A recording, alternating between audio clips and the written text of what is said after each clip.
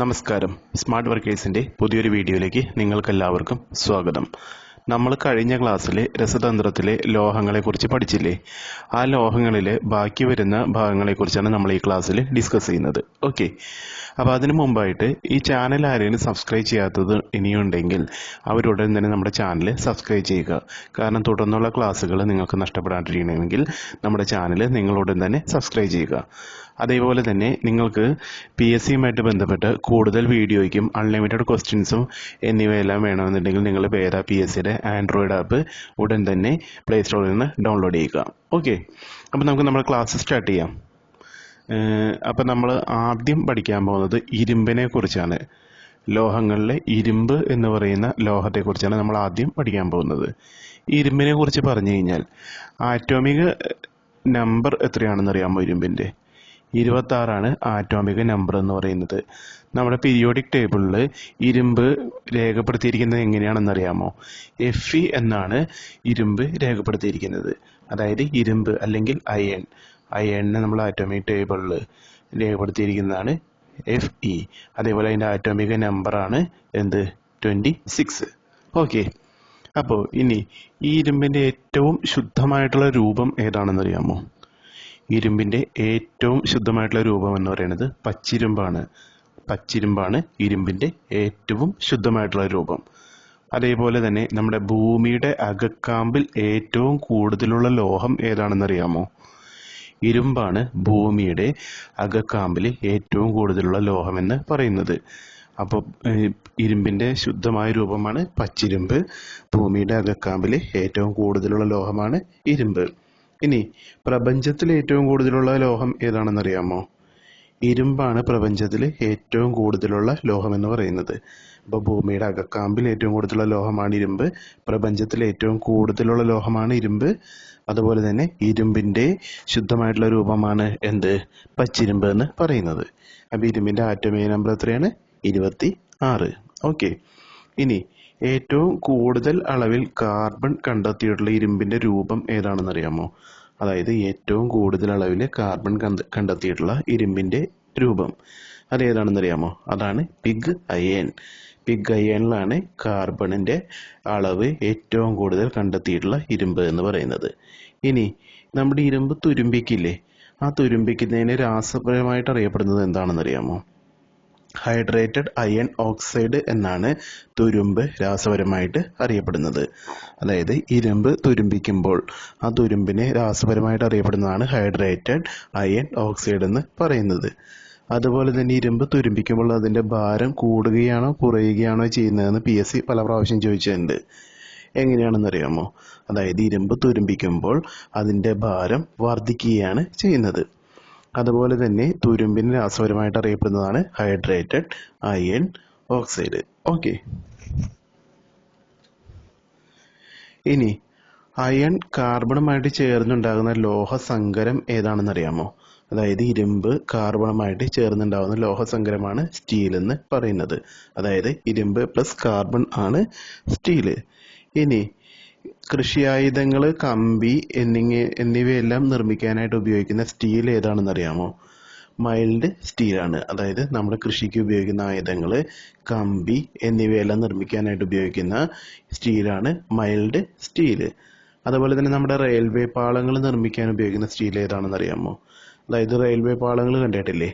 അവ നിർമ്മിക്കാനായിട്ട് ഉപയോഗിക്കുന്ന സ്റ്റീലാണ് medium steel. അപ്പോൾ അയൺ കാർബണുമായിട്ട് ചേർന്നുണ്ടാകുന്ന രൂപാന്തരമാണ് സ്റ്റീൽ എന്ന് പറയുന്നത്. അതായത് ഇരുമ്പ് പ്ലസ് കാർബൺ ആണ് സ്റ്റീല്. കമ്പി, കൃഷിയായുധങ്ങൾ എന്നിവ ഉണ്ടാക്കാനായിട്ട് ഉപയോഗിക്കുന്ന സ്റ്റീൽ ഏതാണ്? Mild steel. അതുപോലെ തന്നെ റെയിൽവേ പാളങ്ങൾ ഉണ്ടാക്കാൻ ഉപയോഗിക്കുന്ന സ്റ്റീൽ ഏതാണ്?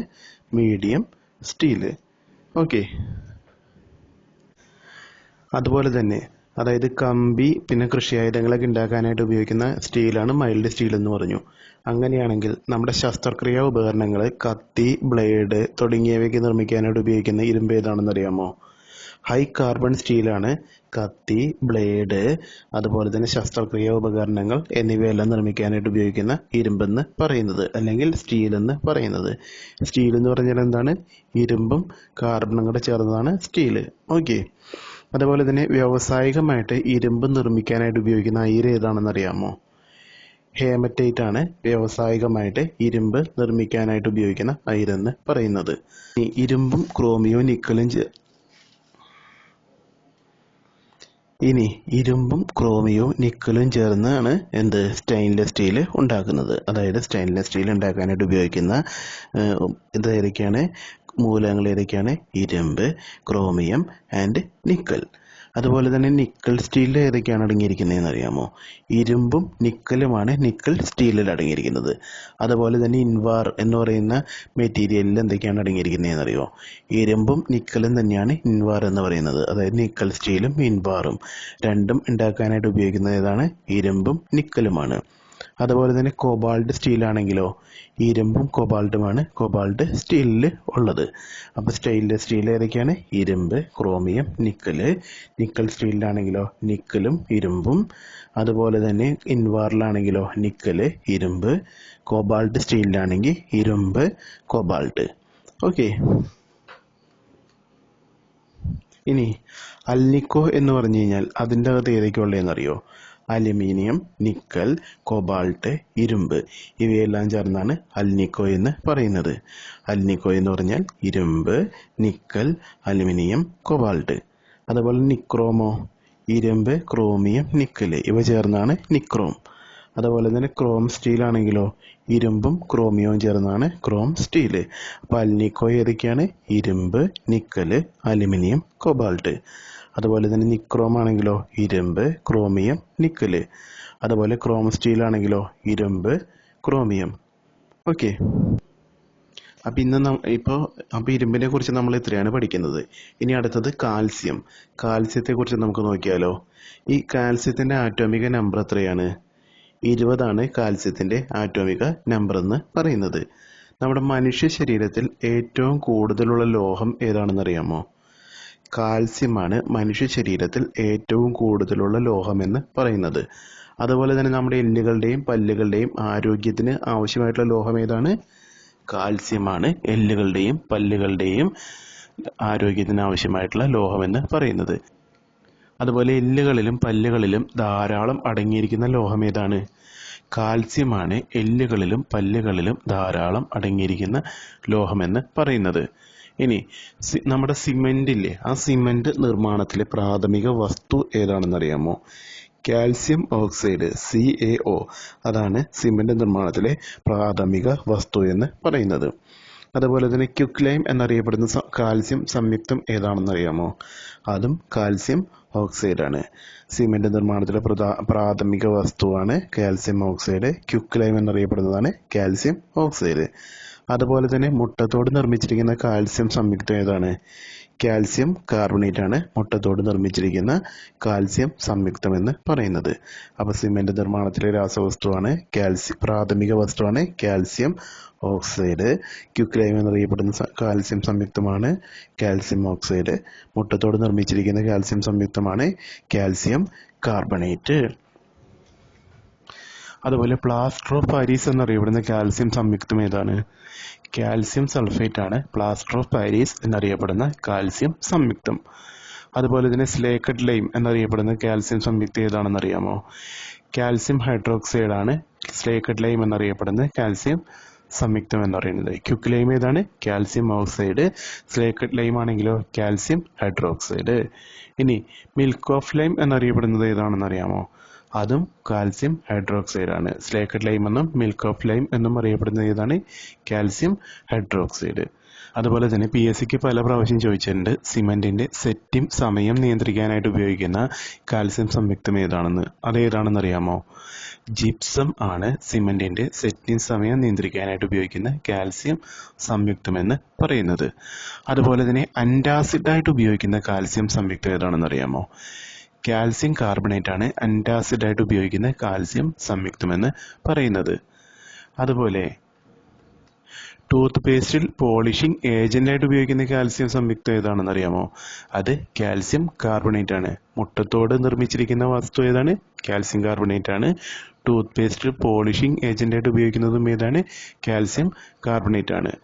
അതുപോലെ തന്നെ പ്രതിമകൾ, ബാൻഡേജ് എന്നിവയൊക്കെ നിർമ്മിക്കാനായിട്ട് ഉപയോഗിക്കുന്ന കാൽസ്യം സംയുക്തമാണ് പ്ലാസ്റ്റർ ഓഫ് പാരീസ്. ഈ പ്ലാസ്റ്റർ ഓഫ് പാരീസ് എന്ന് പറഞ്ഞാൽ എന്താണെന്നാണ് പറഞ്ഞത്? കാൽസ്യം സൾഫേറ്റ് ആണ് പ്ലാസ്റ്റർ ഓഫ് പാരീസ് എന്ന് പറയുന്നത്. ആ പ്ലാസ്റ്റർ ഓഫ് പാരീസ് എന്തൊക്കെ ഉണ്ടാക്കാനാണ് ഉപയോഗിക്കുന്നത്? പ്രതിമകൾ, ബാൻഡേജ് എന്നിവ നിർമ്മിക്കാനായിട്ട് ഉപയോഗിക്കുന്ന കാൽസ്യം സംയുക്തമാണ് plaster of Paris.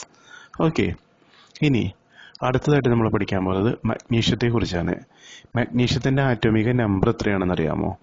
12 മഗ്നീഷ്യത്തിന്റെ atomic number എന്ന് പറയുന്നത്. അതുപോലെ തന്നെ രാസസൂര്യൻ എന്നറിയപ്പെടുന്നത് ഏത് ലോഹമാണെന്ന് അറിയാമോ? മഗ്നീഷ്യമാണ് രാസസൂര്യൻ എന്നറിയപ്പെടുന്ന ലോഹം. അതുപോലെ ഹരിതകത്തിൽ അടങ്ങിയിരിക്കുന്ന ലോഹവും ഏതാണ്? മഗ്നീഷ്യമാണ് ഹരിതകത്തിൽ അടങ്ങിയിരിക്കുന്ന ലോഹം എന്ന് പറയുന്നത്. അതുപോലെ തന്നെ സമുദ്രജലത്തിൽ നിന്നും മഗ്നീഷ്യം വേർതിരിക്കുന്ന പ്രക്രിയയെ വിളിക്കുന്ന പേരാണ് ഡോ പ്രക്രിയ. സമുദ്രജലത്തിൽ നിന്നും മഗ്നീഷ്യം വേർതിരിക്കുന്ന പ്രക്രിയയാണ് ഡോ പ്രക്രിയ. അതുപോലെ തന്നെ മിൽക്ക് ഓഫ് മഗ്നീഷ്യ എന്നറിയപ്പെടുന്നത് ഏതാണെന്ന് അറിയാമോ? മഗ്നീഷ്യം ഹൈഡ്രോക്സൈഡ് ആണ് മിൽക്ക് ഓഫ് മഗ്നീഷ്യ എന്ന് അറിയപ്പെടുന്നത്. മിൽക്ക് ഓഫ് ലൈം ഏതാണ്? Calcium hydroxide. Milk of magnesia ആണെങ്കിൽ മഗ്നീഷ്യം ഹൈഡ്രോക്സൈഡ്. അതുപോലെ സമുദ്രജലത്തിൽ നിന്ന് മഗ്നീഷ്യം വേർതിരിക്കുന്ന പ്രക്രിയയാണ് ഡോ പ്രക്രിയ. ഓക്കെ, ഇത്രയാണ് നമുക്ക് മഗ്നീഷ്യത്തെക്കുറിച്ച് പഠിക്കാനുള്ളത്. ഇനി നമുക്ക് സോഡിയത്തെക്കുറിച്ച് നോക്കാം. സോഡിയത്തിന്റെ ആറ്റോമിക നമ്പർ എത്രയാണ്? സോഡിയത്തിന്റെ ആറ്റോമിക നമ്പറാണ് 11. വാഷിംഗ് സോഡ എന്നറിയപ്പെടുന്ന സോഡിയം സംയുക്തം ഏതാണെന്ന് അറിയാമോ? സോഡിയം കാർബണേറ്റ് ആണ് വാഷിംഗ് സോഡ എന്നറിയപ്പെടുന്ന സോഡിയം സംയുക്തം. അതുപോലെ തന്നെ കാസ്റ്റിക് സോഡ എന്നറിയപ്പെടുന്ന സോഡിയം സംയുക്തം ഏതാണെന്ന് അറിയാമോ? സോഡിയം ഹൈഡ്രോക്സൈഡ് ആണ് കാസ്റ്റിക് സോഡ എന്നറിയപ്പെടുന്ന സോഡിയം സംയുക്തം. ഇപ്പൊ വാഷിംഗ് സോഡ ഏതാണ്? Sodium carbonate. കാസ്റ്റിക് സോഡ ആണെങ്കിലോ സോഡിയം ഹൈഡ്രോക്സൈഡ്. സോഡിയത്തിന്റെ ആറ്റോമിക നമ്പർ എത്രയാണ്? 11. ഇനി അഗ്നിശമനികളിൽ ഉപയോഗിക്കുന്ന സോഡിയം സംയുക്തം ഏതാണെന്ന് അറിയാമോ? അഗ്നിശമനികളിൽ തീ അണയ്ക്കാനായിട്ട് ഉപയോഗിക്കുന്നത് സോഡിയം ബൈകാർബണേറ്റ്. അതായത് അഗ്നിശമനികളിൽ ഉപയോഗിക്കുന്ന സോഡിയം സംയുക്തമാണ് സോഡിയം ബൈകാർബണേറ്റ്. അതുപോലെ തന്നെ നമ്മുടെ ബ്ലഡ് ബാങ്കുകളിലെ രക്തബാങ്കുകൾ, അവിടെ രക്തം കട്ട പിടിക്കാതിരിക്കാനായിട്ട് ഉപയോഗിക്കുന്ന ഒരു രാസവസ്തു ഉണ്ട്. അത് ഏതാണെന്ന് അറിയാമോ? സോഡിയം സിട്രേറ്റ് ആണ് ബ്ലഡ് ബാങ്കുകളിൽ രക്തം കട്ട പിടിക്കാതിരിക്കാനായിട്ട് ഉപയോഗിക്കുന്ന രാസവസ്തു എന്ന് പറയുന്നത്. അതുപോലെ തന്നെ ബേക്കിംഗ് സോഡ എന്നറിയപ്പെടുന്നത് ഏതാണെന്ന് അറിയാമോ? സോഡിയം ബൈകാർബണേറ്റ് ആണ് ബേക്കിംഗ് സോഡ എന്ന് അറിയപ്പെടുന്നത്. അതുപോലെ ചില്ലി സോൾട്ട് പീറ്റർ എന്നറിയപ്പെടുന്നതോ സോഡിയം നൈട്രേറ്റ് ആണ് ചില്ലി സോൾട്ട് പീറ്റർ എന്ന് അറിയപ്പെടുന്നത്. അപ്പൊ അഗ്നിശമനികൾ ഉപയോഗിക്കുന്ന സോഡിയം സംയുക്തമാണ് സോഡിയം ബൈകാർബണേറ്റ്. ബ്ലഡ് ബാങ്കുകളിൽ രക്തം കട്ട പിടിക്കാതിരിക്കാനായിട്ട് ഉപയോഗിക്കുന്നതാണ് സോഡിയം സിട്രേറ്റ്. ബേക്കിംഗ് സോഡ എന്നറിയപ്പെടുന്നതാണ് സോഡിയം ബൈകാർബണേറ്റ്. സോഡിയം ബൈകാർബണേറ്റ് അല്ലെങ്കിൽ ബേക്കിംഗ് സോഡയാണ് അഗ്നിശമനികളിൽ ഉപയോഗിക്കുന്ന സോഡിയം സംയുക്തം എന്ന് പറയുന്നത്. അതുപോലെ തന്നെ ചില്ലി സോൾട്ട് പീറ്റർ എന്നറിയപ്പെടുന്നതാണ് സോഡിയം നൈട്രേറ്റ്. ഓക്കെ, അപ്പൊ ഇന്നത്തെ ക്ലാസ്സിൽ നമ്മൾ ഏതൊക്കെ ലോഹങ്ങളെ കുറിച്ചാണ് പഠിച്ചത്? പ്രധാനമായിട്ടും ഇരുമ്പ്, കാൽസ്യം, മഗ്നീഷ്യം, സോഡിയം. അതായത് ഈ 4 ലോഹങ്ങളെ കുറിച്ചാണ് നമ്മൾ ഇന്നത്തെ ക്ലാസ്സിൽ പഠിച്ചത്. അതായത് ഇതെല്ലാം നമ്മുടെ PSC പരീക്ഷകളിൽ ചോദിച്ചിരിക്കുന്ന ക്വസ്റ്റ്യൻസ് മാത്രമാണ്. ഓക്കെ, അപ്പൊ അതിനെക്കുറിച്ച് നമുക്ക് ഒന്നോടെ നോക്കാം. അതായത് ഇരുമ്പിനെ കുറിച്ച് പറഞ്ഞു കഴിഞ്ഞാൽ ഇരുമ്പിന്റെ ആറ്റോമിക നമ്പർ എത്രയാണ്? 26. അതുപോലെ തന്നെ പീരിയോഡിക് ടേബിളിൽ രേഖപ്പെടുത്തിയിരിക്കുന്നത് എങ്ങനെയാണ്? Fe എന്നാണ് ഇരുമ്പിനെ രേഖപ്പെടുത്തിയിരിക്കുന്നത്. അതുപോലെ തന്നെ ഇരുമ്പിന്റെ ശുദ്ധമായിട്ടുള്ള രൂപമാണ് പച്ചിരുമ്പ്. അതുപോലെ ഭൂമിയുടെ അകക്കാമ്പിൽ ഏറ്റവും കൂടുതലുള്ള മൂലകമാണ് അല്ലെങ്കിൽ ലോഹമാണ് എന്ത്? ഇരുമ്പ്. പ്രപഞ്ചത്തിൽ ഏറ്റവും കൂടുതലുള്ള ലോഹം ഏതാണ്? ഇരുമ്പാണ്. അതുപോലെ തന്നെ ഏറ്റവും കൂടുതൽ അളവിൽ കാർബൺ കണ്ടെത്തിയിട്ടുള്ള ഇരുമ്പിന്റെ രൂപമാണ് പിഗ് അയൺ. ഏറ്റവും കൂടുതൽ അളവിൽ കാർബൺ കണ്ടെത്തിയ ഇരുമ്പിന്റെ രൂപമാണ് പിഗ് അയൺ. തുരുമ്പ് രാസപരമായിട്ട് അറിയപ്പെടുന്നതാണ് ഹൈഡ്രേറ്റഡ് അയൺ ഓക്സൈഡ്. ഇരുമ്പ് തുരുമ്പിക്കുമ്പോൾ ഭാരം വർദ്ധിക്കുകയാണോ കുറയുകയാണോ ചെയ്യുന്നത്? ഭാരം വർദ്ധിക്കുകയാണ് ഇരുമ്പ് തുരുമ്പിക്കുമ്പോൾ ചെയ്യുന്നത്. അതുപോലെ തന്നെ അയൺ കാർബണുമായിട്ട് ചേർന്നുണ്ടാകുന്ന ലോഹസങ്കരമാണ് സ്റ്റീല്. അതുപോലെ തന്നെ കൃഷി ആയുധങ്ങളും കമ്പി എന്നിവ നിർമ്മിക്കാനായിട്ട് ഉപയോഗിക്കുന്ന ലോഹസങ്കരം ഏതാണ്? Mild steel. അതുപോലെ റെയിൽ പാളങ്ങൾ നിർമ്മിക്കാനായിട്ട് ഉപയോഗിക്കുന്ന ലോഹ സങ്കരമാണ് മീഡിയം സ്റ്റീല്. അതുപോലെ ശസ്ത്രക്രിയ ഉപകരണങ്ങൾ നിർമ്മിക്കാനായിട്ട് ഉപയോഗിക്കുന്ന ലോഹസങ്കരമാണ് ഹൈ കാർബൺ സ്റ്റീല്. അതുപോലെ കത്തി, ബ്ലേഡ് എന്നിവ നിർമ്മിക്കാനായിട്ട് ഉപയോഗിക്കുന്നതും ഏതാണ്? ഹൈ കാർബൺ സ്റ്റീലാണ്. അതുപോലെ തന്നെ വ്യാവസായികമായിട്ട് ഇരുമ്പ് നിർമ്മിക്കാൻ ഉപയോഗിക്കുന്ന അയിരാണ് ഹേമറ്റൈറ്റ്. വ്യാവസായികമായിട്ട് ഇരുമ്പ് നിർമ്മിക്കുന്ന അയിരാണ് ഹേമറ്റൈറ്റ്. അതുപോലെ സ്റ്റെയിൻലെസ് സ്റ്റീൽ എന്നറിയപ്പെടുന്നത് ഏത് സ്റ്റെയിൻലെസ് സ്റ്റീൽ എന്ന് പറയുന്ന ലോഹസങ്കരത്തിൽ കാണപ്പെടുന്ന മൂലകങ്ങൾ ഏതൊക്കെയാണ്? ഇരുമ്പ്, ക്രോമിയം, നിക്കൽ. സ്റ്റെയിൻലെസ് സ്റ്റീലിൽ കാണപ്പെടുന്ന മൂലകങ്ങളാണ് ഇരുമ്പ്, ക്രോമിയം, നിക്കൽ. നിക്കൽ സ്റ്റീലിലോ ഇരുമ്പ്, നിക്കല്. ഇൻവാർ ആണെങ്കിലോ ഇരുമ്പ്, നിക്കല്. കോബാൾട്ട് സ്റ്റീലാണെങ്കിലോ ഇരുമ്പ്, കോബാൾട്ട്. അതുപോലെ അൽനിക്കോയാണെങ്കിലോ ഇരുമ്പ്, നിക്കൽ, അലുമിനിയം, കോബാൾട്ട്. അതുപോലെ നിക്രോം ആണെങ്കിലോ നിക്കൽ, ക്രോമിയം, ഇരുമ്പ്. അതുപോലെ ക്രോം സ്റ്റീൽ ആണെങ്കിൽ ഇരുമ്പ്, ക്രോമിയം. ഇനി അടുത്തതായിട്ട് നമ്മൾ പഠിച്ചതാണ് കാൽസ്യം എന്ന് പറയുന്ന ലോഹം. കാൽസ്യത്തിന്റെ ആറ്റോമിക് നമ്പർ എത്രയാണ്? 20. മനുഷ്യ ശരീരത്തിൽ ഏറ്റവും കൂടുതലുള്ള ലോഹമാണ് കാൽസ്യം. പല്ലിന്റെയും എല്ലിന്റെയും ആരോഗ്യത്തിന് ആവശ്യമായിട്ടുള്ള ലോഹമാണ് കാൽസ്യം. പല്ലുകളിലും എല്ലുകളിലും ഏറ്റവും കൂടുതൽ അടങ്ങിയിട്ടുള്ള ലോഹം ഏതാണ്? കാൽസ്യം ആണ്. അതുപോലെ തന്നെ സിമന്റ് നിർമ്മാണത്തിന് പ്രാഥമിക വസ്തുവായിട്ട് ഉപയോഗിക്കുന്ന കാൽസ്യം സംയുക്തമാണ് കാൽസ്യം ഓക്സൈഡ്. ക്വിക്ക് ലൈം എന്നറിയപ്പെടുന്ന കാൽസ്യം സംയുക്തമാണ് കാൽസ്യം ഓക്സൈഡ്. മുട്ടത്തോട് നിർമ്മിച്ചിരിക്കുന്ന കാൽസ്യം സംയുക്തമാണ് calcium carbonate. Plaster of Paris എന്നറിയപ്പെടുന്ന കാൽസ്യം സംയുക്തമാണ് കാൽസ്യം സൾഫേറ്റ്. സ്ലേക്കർ ലൈം എന്നറിയപ്പെടുന്ന കാൽസ്യം സംയുക്തമാണ് calcium hydroxide. Milk of lime എന്നറിയപ്പെടുന്നതാണ് കാൽസ്യം ഹൈഡ്രോക്സൈഡ്. അതുപോലെ സിമെന്റിന്റെ സെറ്റിംഗ് സമയം നിയന്ത്രിക്കാനായിട്ട് ഉപയോഗിക്കുന്ന കാൽസ്യം സംയുക്തമാണ് ജിപ്സം. ആന്റാസിഡായിട്ട് ഉപയോഗിക്കുന്ന കാൽസ്യം സംയുക്തമാണ് കാൽസ്യം കാർബണേറ്റ്. ടൂത്ത് പേസ്റ്റിലെ പോളിഷിംഗ് ഏജന്റായിട്ട് ഉപയോഗിക്കുന്ന കാൽസ്യം സംയുക്തമാണ് കാൽസ്യം കാർബണേറ്റ്. പ്രതിമകളും ബാൻഡേജ് എന്നിവ നിർമ്മിക്കാനായിട്ട് ഉപയോഗിക്കുന്ന കാൽസ്യം സംയുക്തമാണ് പ്ലാസ്റ്റർ ഓഫ് പാരീസ്. ഇനി അടുത്തതാണ് മഗ്നീഷ്യം. മഗ്നീഷ്യത്തിന്റെ ആറ്റോമിക് നമ്പറാണ് 12. രാസസൂര്യൻ എന്നറിയപ്പെടുന്ന മൂലകമാണ് മഗ്നീഷ്യം. അതുപോലെ തന്നെ ഹരിതകത്തിൽ ഏറ്റവും കൂടുതൽ അടങ്ങിയിരിക്കുന്ന ലോഹമാണ് മഗ്നീഷ്യം. അതുപോലെ സമുദ്രജലത്തിൽ നിന്ന് മഗ്നീഷ്യം വേർതിരിക്കുന്ന പ്രക്രിയയാണ് ഡോ പ്രക്രിയ. അതുപോലെ മിൽക്ക് ഓഫ് മഗ്നീഷ്യം എന്നറിയപ്പെടുന്നതാണ് മഗ്നീഷ്യം ഹൈഡ്രോക്സൈഡ്. അതുപോലെ തന്നെ അടുത്തതായിട്ട് പഠിക്കുന്നതാണ് സോഡിയം. സോഡിയത്തിന്റെ ആറ്റോമിക് നമ്പർ എത്രയാണ്? 11. വാഷിംഗ് സോഡ എന്നറിയപ്പെടുന്നത് സോഡിയം കാർബണേറ്റ്. കാസ്റ്റിക് സോഡ എന്നറിയപ്പെടുന്നതോ സോഡിയം ഹൈഡ്രോക്സൈഡ്. അതുപോലെ തന്നെ അഗ്നിശമനികളിൽ ഉപയോഗിക്കുന്ന സോഡിയം സംയുക്തമാണ് സോഡിയം ബൈകാർബണേറ്റ്, അല്ലെങ്കിൽ ബേക്കിംഗ് സോഡ എന്നറിയപ്പെടുന്നതാണ് സോഡിയം ബൈകാർബണേറ്റ്. രക്തബാങ്കുകളിൽ ബ്ലഡ് കട്ട പിടിക്കാതിരിക്കാനായിട്ട് യൂസ് ചെയ്യുന്ന സോഡിയം സംയുക്തമാണ് സോഡിയം സിട്രേറ്റ്.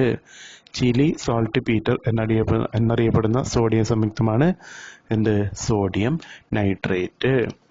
ഓക്കെ, അപ്പോൾ നമ്മൾ ഇന്നത്തെ ക്ലാസ്സിൽ ഇത്രയുമാണ് ലോഹത്തെക്കുറിച്ച് പഠിക്കുന്നത്. ഇനി അടുത്ത ക്ലാസ്സുകളിൽ ലോഹത്തെക്കുറിച്ച് കൂടുതലായിട്ട്, ലോഹങ്ങൾ എന്ന് പറയുന്ന സബ്ജക്റ്റിൽ അടുത്ത ക്ലാസ്സിൽ നമുക്ക് കൂടുതലായിട്ട് പഠിക്കാം. അപ്പോൾ ഇന്നത്തെ ക്ലാസ് എല്ലാവർക്കും ഇഷ്ടപ്പെട്ടു എന്ന് വിചാരിക്കുന്നു. അപ്പോൾ ഇതുവരെ നമ്മുടെ ചാനൽ സബ്സ്ക്രൈബ് ചെയ്യാത്ത ആരെങ്കിലും ഉണ്ടെങ്കിൽ ഉടൻ തന്നെ ചാനൽ സബ്സ്ക്രൈബ് ചെയ്യുക. അതുപോലെ തന്നെ ഇന്ന് തന്നെ നിങ്ങൾ വേദ PSCയുടെ ആൻഡ്രോയിഡ് ആപ്പ് ഡൗൺലോഡ് ചെയ്ത് ക്വസ്റ്റ്യൻ ബാങ്കുകൾ ചെയ്ത് നോക്കുക. നിങ്ങൾക്ക് വേദ PSCയുടെ ആൻഡ്രോയിഡ് ആപ്പിൽ ക്വസ്റ്റ്യൻ ബാങ്കുകൾ തികച്ചും സൗജന്യമാണ്. അപ്പോൾ ഈ യൂട്യൂബ് വീഡിയോ സംബന്ധിച്ചുള്ള ക്വസ്റ്റ്യൻസ് എല്ലാം നമ്മൾ നമ്മുടെ വേദ PSCയുടെ ആൻഡ്രോയിഡ് ആപ്പിൽ ഉൾപ്പെടുത്തിയിട്ടുണ്ട്. അതെല്ലാം നിങ്ങൾ ഇന്ന് തന്നെ വീഡിയോ കണ്ടതിന് ശേഷം ചെയ്തു നോക്കുക. ഓക്കെ, അപ്പോൾ ഇനി വരുന്ന പരീക്ഷകൾ എല്ലാവർക്കും നല്ലവണ്ണം എഴുതാനും നല്ല മാർക്കോടുകൂടി ഉന്നത വിജയം ഉണ്ടാവട്ടെ എന്നും നല്ല സർക്കാർ ജോലികൾ കിട്ടട്ടെ എന്നും ആശംസിച്ചുകൊണ്ട് ഇന്നത്തെ ക്ലാസ്സോട് നിർത്തുന്നു. നന്ദി, നമസ്കാരം.